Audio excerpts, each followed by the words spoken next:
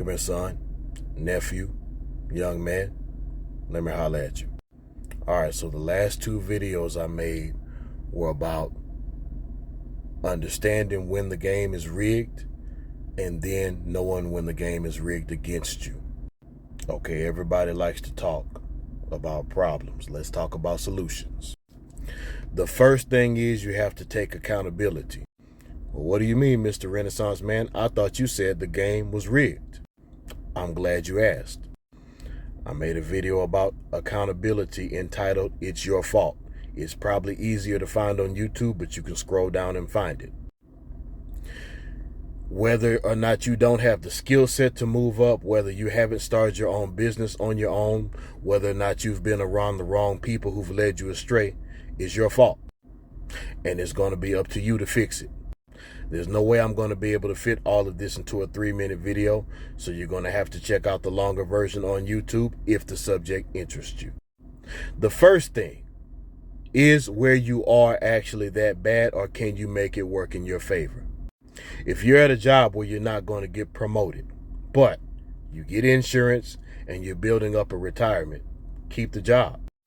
Then you work on your own projects outside of the job. Start a service business. You can be working on other skills. You can get a second job to double your income or come close to it. Take that extra money or those extra skills or whatever you can generate on your own time and create your own lane. You can work that job until you retire and then take your retirement and build it onto something else. Here's another example in person-to-person or person-to-group relations.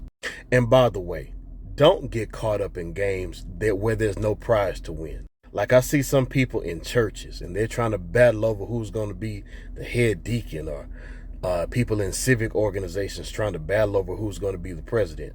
Man, that junk ain't going to pay you nothing and it's not going to benefit you. God loves you. You can do all your works for Christ without the church per se. I mean, yes, we're not supposed to forsake the assembly of the believers, but don't be in there trying to break your neck and let nobody use you up so they can give you a title, a useless title, a paid for free title. If you have a one-sided friendship that ain't going nowhere, that don't mean cut your friends off necessarily. You can limit your interactions to whatever you want it to be. One of the commenters in my other post basically said, you create your own lane.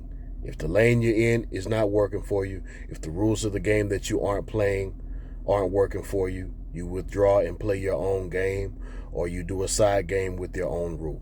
Never lose the will to win and never lose the will to survive.